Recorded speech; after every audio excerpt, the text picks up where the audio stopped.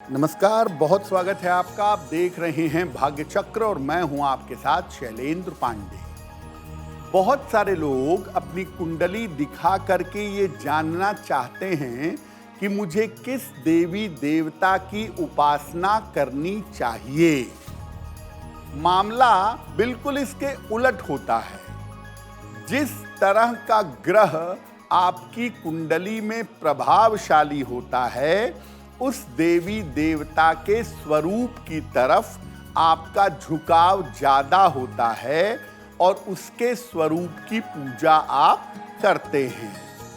तो आज हम आपको अपने कार्यक्रम में बताएंगे कि किस ग्रह का प्रभाव आपके जीवन पर होने से आप किस तरह की पूजा उपासना करते हैं। आज हम आपको ये बता रहे हैं कि आपके ग्रह आपको किस देवी देवता की पूजा की तरफ ले जाते हैं। सबसे पहले जानते हैं कि पूजा उपासना का ज्योतिष के साथ और ग्रहों के साथ क्या संबंध है। देखिए, वैसे तो कुंडली के हिसाब से देवी देवताओं का चुनाव नहीं होता। जन्म जन्मांतर के संस्कार के कारण व्यक्ति किसी खास देवी या देवता की तरफ आकर्षित होता है। पूर्व जन्म में आप अगर शिव भक्त रहे हैं तो इस जन्म में ऑटोमेटिकली आप भगवान शिव की तरफ चलेंगे। यानी जो पूर्व जन्म के संस्कार हैं वो इस जन्म में अपने आप आपको किसी देवी देवता की तरफ ले जाते हैं।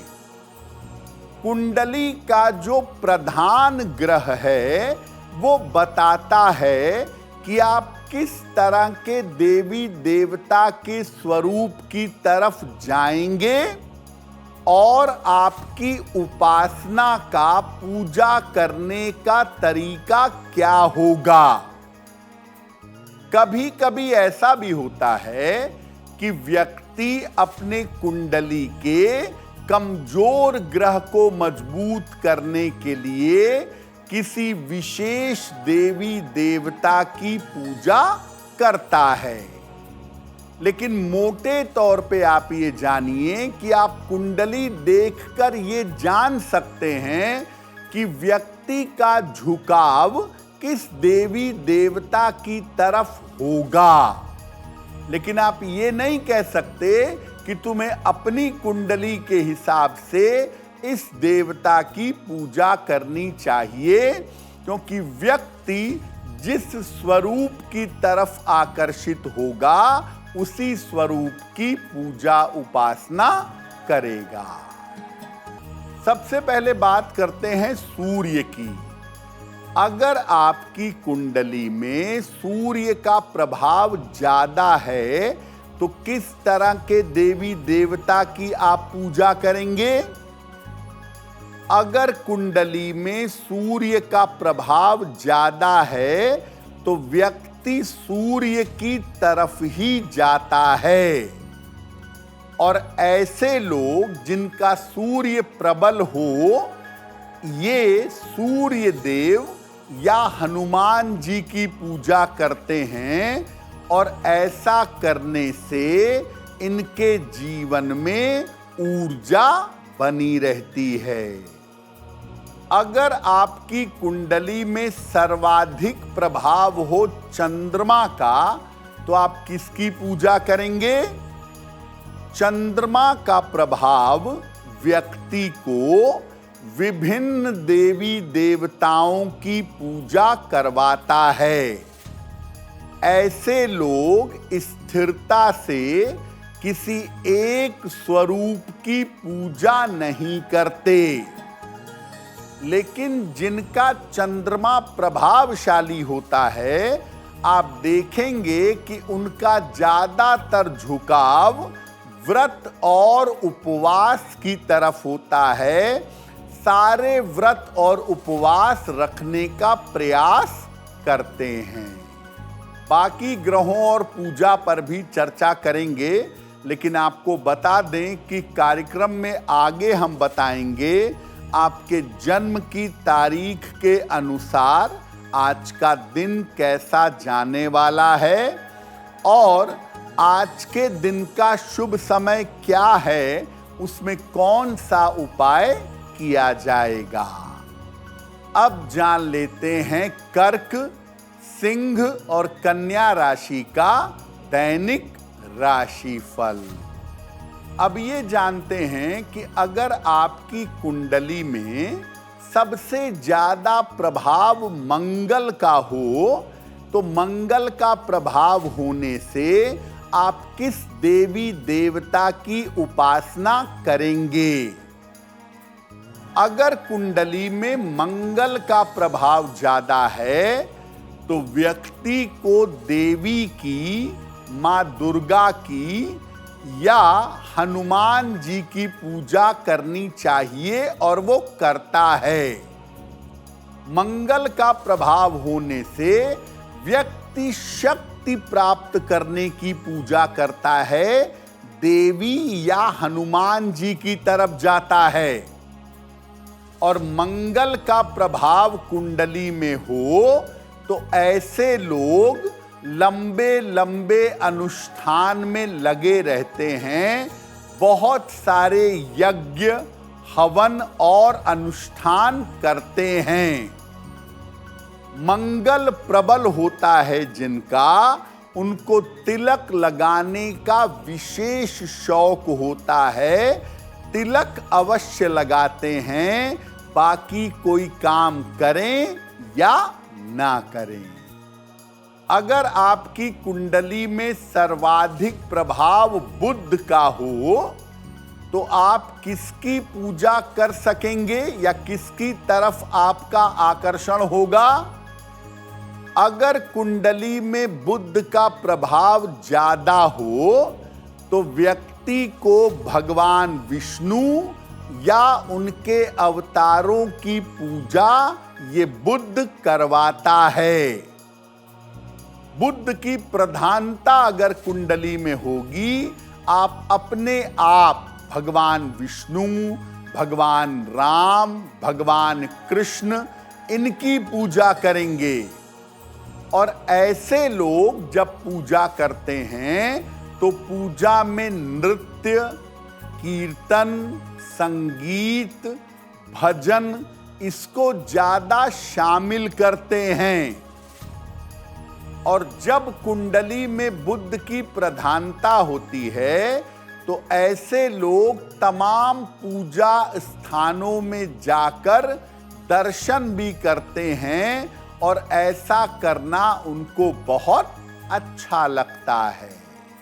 अगर आपकी कुंडली में बृहस्पति प्रधान है, बृहस्पति बहुत ताकतवर है, तो ये किसकी पूजा करवाएगा। अगर कुंडली में बृहस्पति प्रबल है तो व्यक्ति शिव जी की पूजा की तरफ जाता है, शिव जी की पूजा करता है। जिनका बृहस्पति प्रधान होता है ऐसे लोग ज्यादा दिखावे में या ज्यादा प्रदर्शन में नहीं रहते। ऐसे लोगों को गले में माला पहनने का काफी शौक होता है, ऐसा देखा गया है। खास तौर से रुद्राक्ष की काफी माला ये अपने गले में धारण करते हैं या अपनी कलाई में पहनते हैं। अगर आपकी कुंडली में शुक्र की प्रबलता ज्यादा है, शुक्र ज्यादा प्रबल है, तो आपका झुकाव किस देवी देवता की तरफ होगा। शुक्र अगर कुंडली में प्रबल है तो इसका प्रभाव व्यक्ति को विभिन्न देवी देवताओं की पूजा की तरफ ले जाता है। ऐसे लोग पूजा उपासना में बड़ा प्रदर्शन करते हैं, पूजा उपासना का खूब दिखावा करते हैं। कपड़े कैसे पहने, कैसे मैं पूजा करता हूँ, शंख बजाओ, घंटी बजाओ, ध्यान करते हुए, पूजा करते हुए अपनी फोटो सोशल मीडिया पे डालो। ये सब करने में इनको बड़ा आनंद आता है। ये पूजा गोपनीय नहीं करते, ज्यादातर पूजा प्रदर्शन और दिखावे के लिए करते हैं। अगर आपकी कुंडली में सबसे ज्यादा प्रभाव शनि का है तो आप किस तरह की पूजा उपासना की तरफ जाएंगे? देखिए, शनि का प्रभाव अगर कुंडली में ज्यादा है तो ऐसे लोग ज्यादातर सामान्य पूजा उपासना नहीं करते। इनको ज्यादातर ध्यान करना, मेडिटेशन करना और रहस्य वाली साधना, अलग अलग तरीके की ध्यान की विधियों में जाना इनको अच्छा लगता है। ये सामान्य कर्मकांड का, सामान्य धर्म का पालन नहीं करते। ये ज्यादातर आध्यात्म की तरफ झुकाव रखते हैं। गहन ग्रंथों का अध्ययन करना, साधना और ध्यान करना, अपने आप को सन्मार्ग पर ले चलना, इस विषय में शनि वाले ज्यादा ध्यान देते हैं। अगर आपकी कुंडली में सर्वाधिक प्रभाव राहु और केतु का है तो आप किस देवी देवता की तरफ चलेंगे? अगर राहु और केतु का प्रभाव कुंडली में ज्यादा है तो ऐसे लोग ज्यादातर क्षुद्र देवताओं की उपासना करते हैं। कभी कभी राहु केतु वाले सटीक तंत्र साधना भी कर लेते हैं, लेकिन ये लोग जो होते हैं राहु केतु वाले, वो चमत्कार दिखाने वाली साधना करने में ज्यादा विश्वास रखते हैं।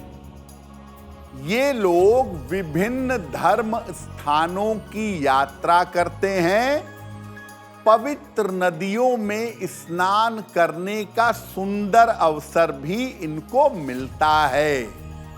अगर ये अविद्या तंत्र के मार्ग पर न जाएं, गलत तंत्र के मार्ग पर न जाएं, तो ये जीवन में बड़ी ऊंचाइयों तक पहुंचते हैं।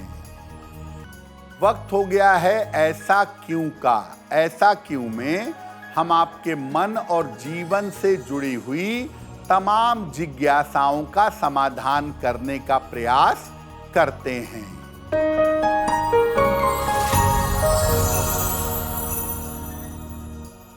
ऐसा कहा जाता है कि शिवलिंग पर हल्दी अर्पित नहीं करनी चाहिए। ऐसा क्यों? देखिए, शिवलिंग जो है वो पुरुष शक्ति का प्रतीक है और शिवलिंग के किनारे की जो वेदी है वो स्त्री शक्ति का प्रतीक है। हल्दी जो है वो स्त्री कारक वस्तु है, इसीलिए शिवलिंग पर हल्दी अर्पित करना मना है। आप चाहें तो शिवलिंग की किनारे की वेदी पर हल्दी लगा सकते हैं, लेकिन शिवलिंग पर हल्दी लगाने से बचना चाहिए। अब वक्त हो गया है लकी नंबर के अनुसार आपका लक जानने का। नंबर 1 से लेके नंबर 9 तक के लोगों के लिए आज का दिन कैसा रहने वाला है, आइए जानते हैं। अगर आप मुझसे जुड़ करके अपनी समस्याओं का समाधान चाहते हैं और चाहते हैं कि आपकी समस्याओं को ज्योतिष के माध्यम से सुलझाया जाए, तो आप हमसे संपर्क कर सकते हैं, जुड़ सकते हैं एस्ट्रो तक पर।